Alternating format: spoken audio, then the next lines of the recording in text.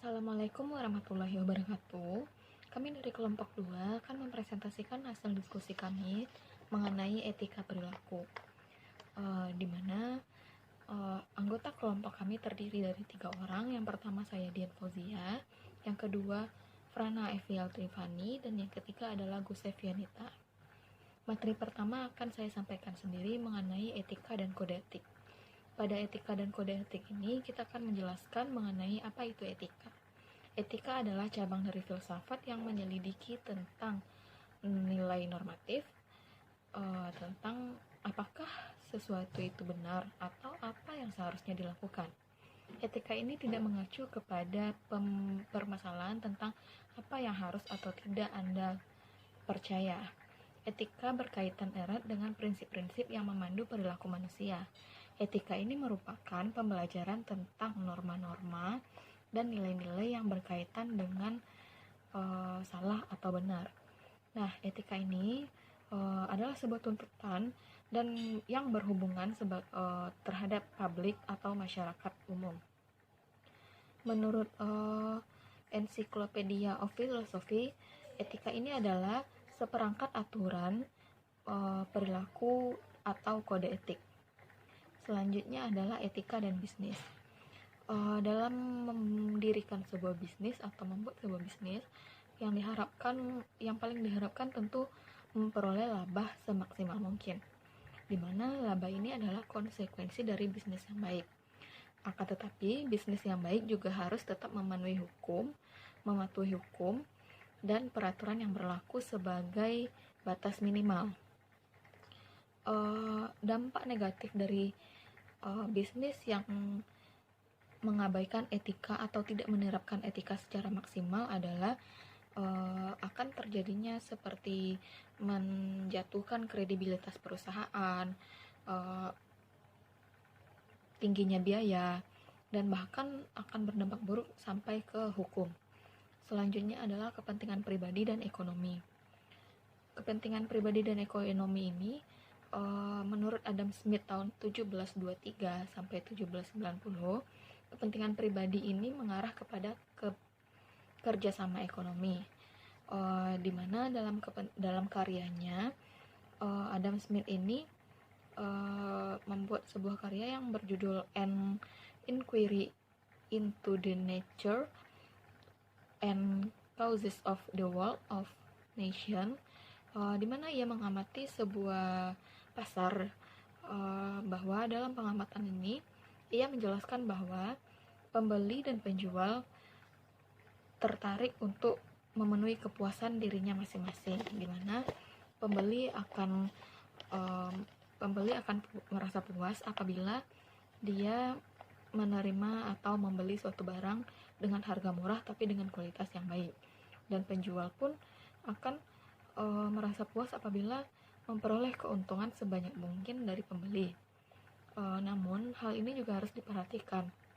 Apabila penjual menaikkan harga terlalu tinggi, maka pembeli akan meninggalkan pasar atau pembeli akan mencari penjual lainnya yang menurut si pembeli harga yang dijual sesuai dengan apa yang diinginkan oleh si pembeli tersebut. Ciri utama dari model ekonomi Adam Smith ini ada dua. Yang pertama adalah perekonomian merupakan kegiatan sosial dalam hal keuangan, dan yang kedua pasar yang komplektif, bukan permusuhan. Selanjutnya, etika bisnis dan hukum.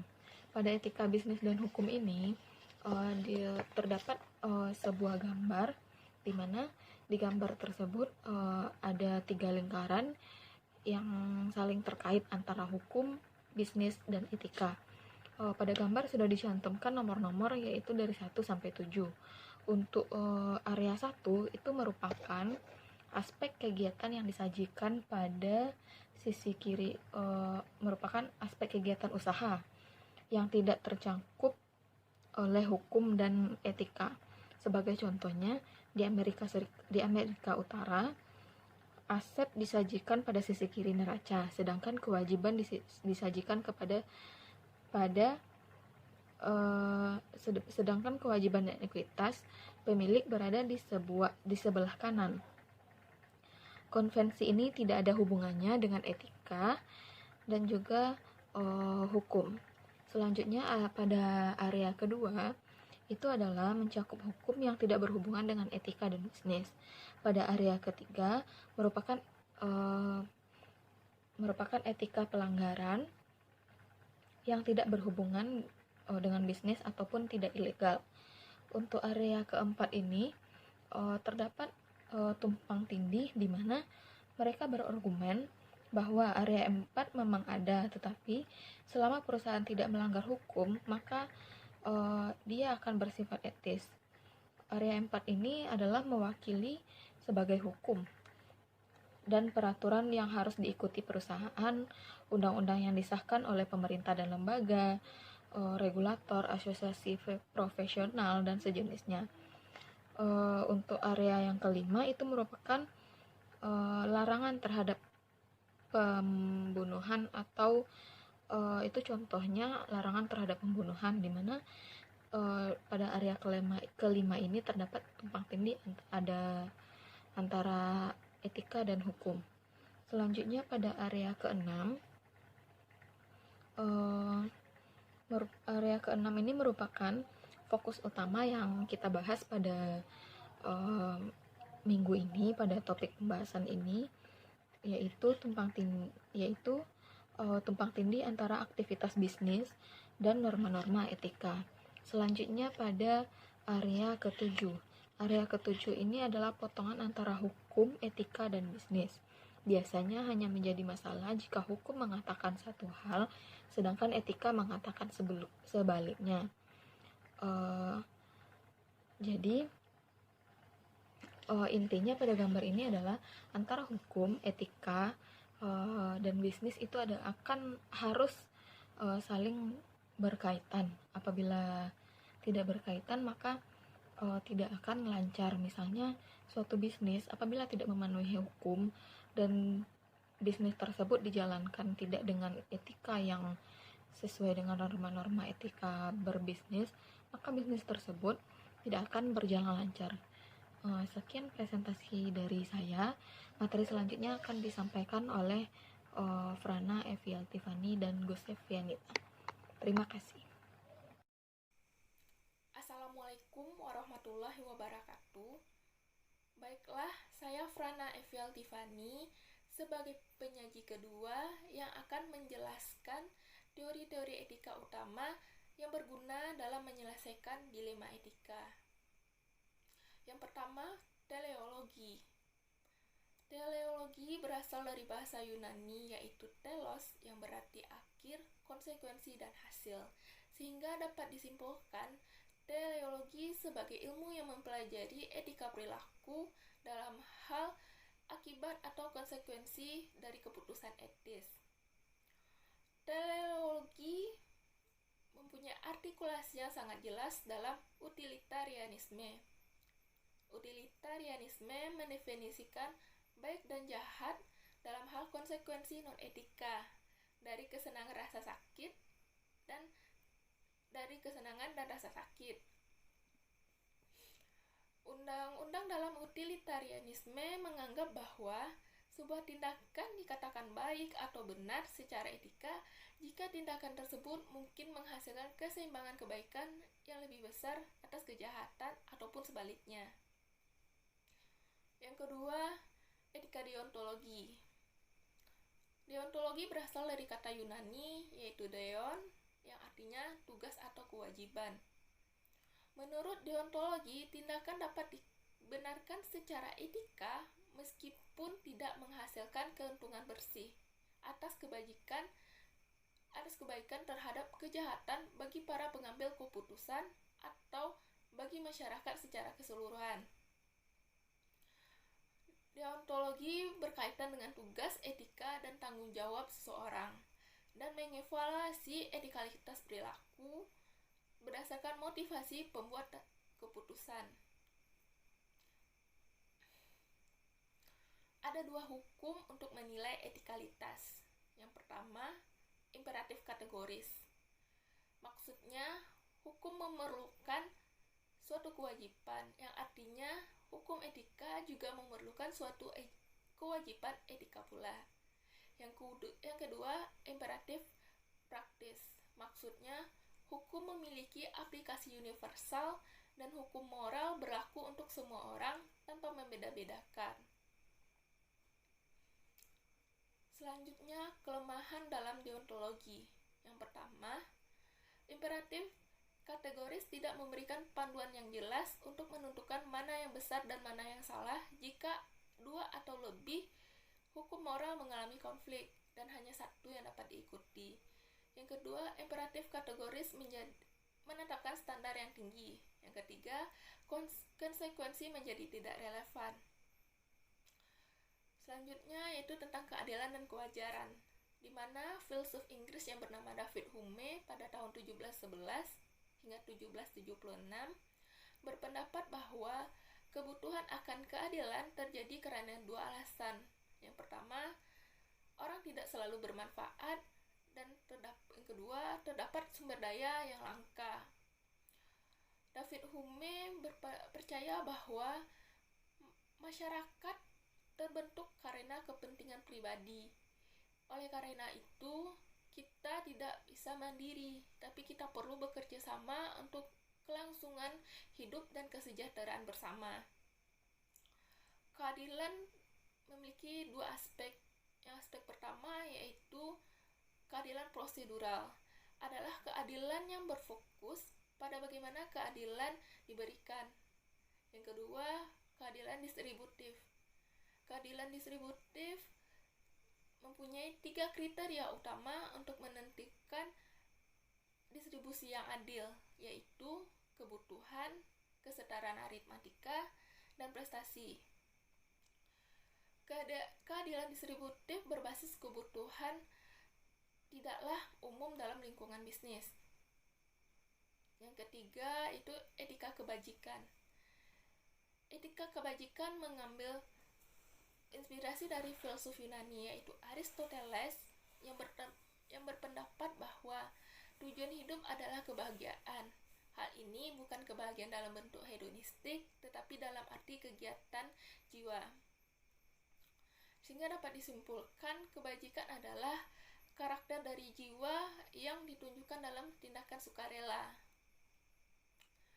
Etika kebajikan berfokus pada karakter moral daripada konsekuensi tindakan atau utilitarianisme atau untuk motivasi dari pembuat keputusan atau deontologi. Kelemahan dari etika kebajikan itu sendiri ada 3. Yang pertama, ada 2 masalah yang berkaitan dengan etika kebajikan.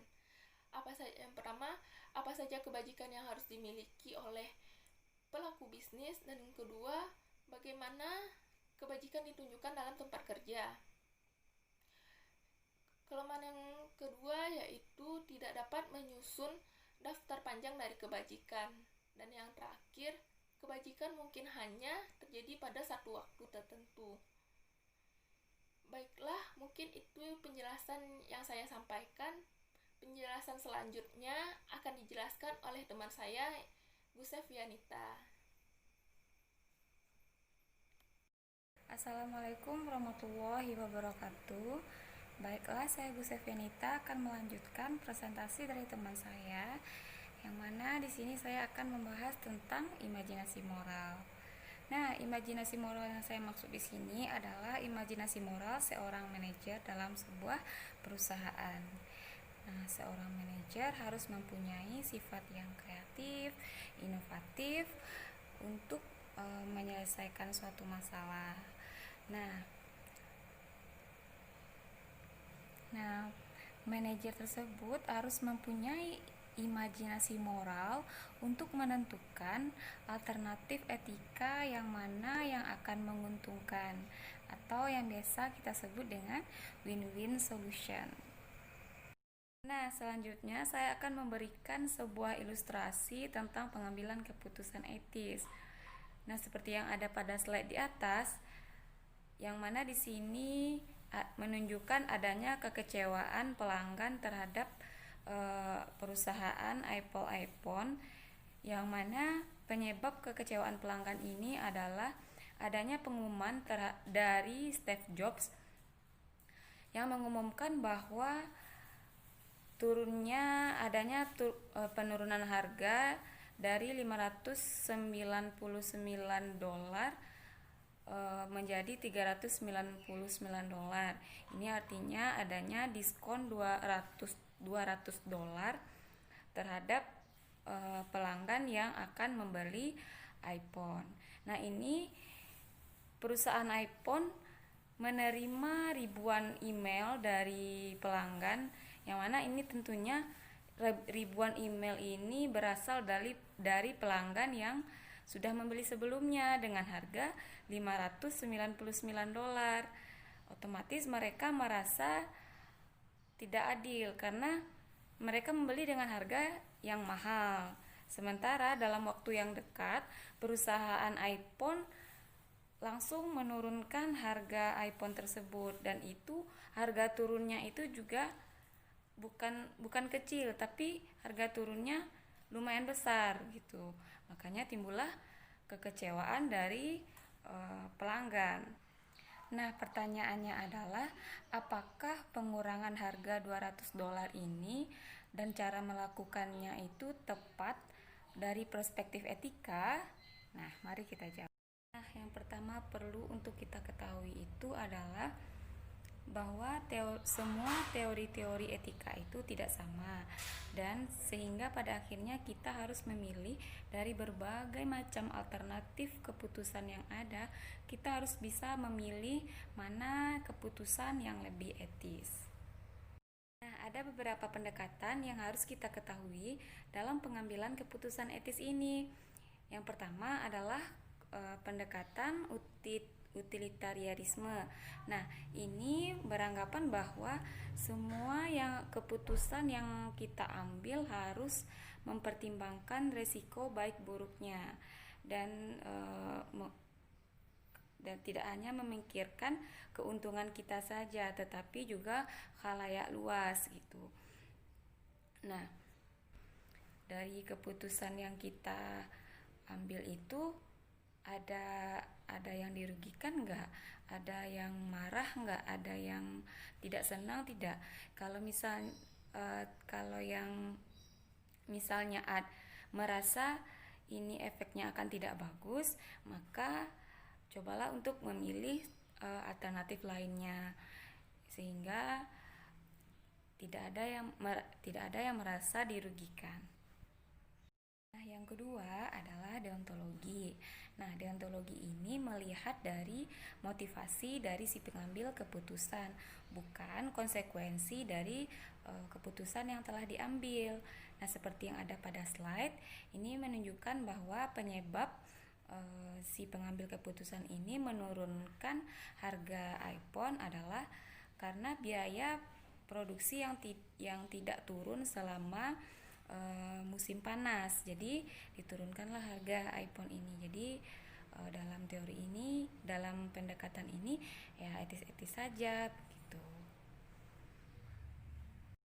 Selanjutnya adalah etika kebajikan. Nah, etika kebajikan ini berfokus pada moral si pengambil keputusan.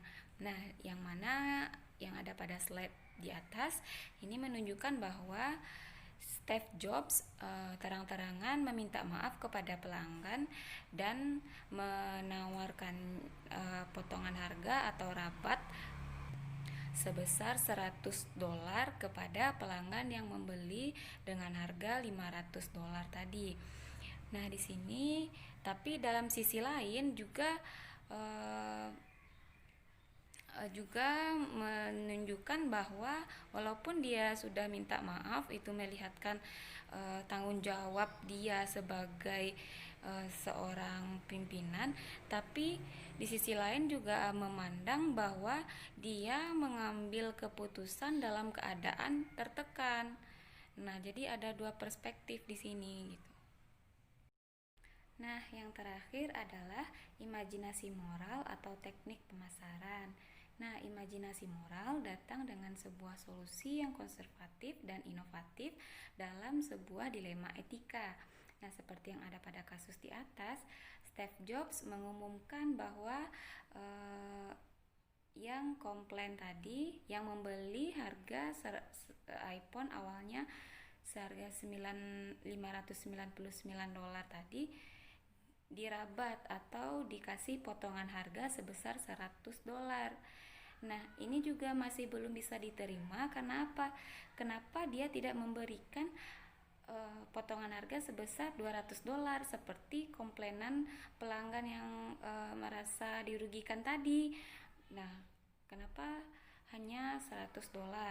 Nah, di sini menunjukkan bahwa Steve Jobs mengakui kesalahannya tetapi tidak berani menanggung konsekuensi dari kesalahannya tersebut. Itu mungkin presentasi dari saya. Banyak maaf kalau ada kesalahan dan kekurangan. Wabillahi taufiq wal hidayah. Assalamualaikum warahmatullahi wabarakatuh.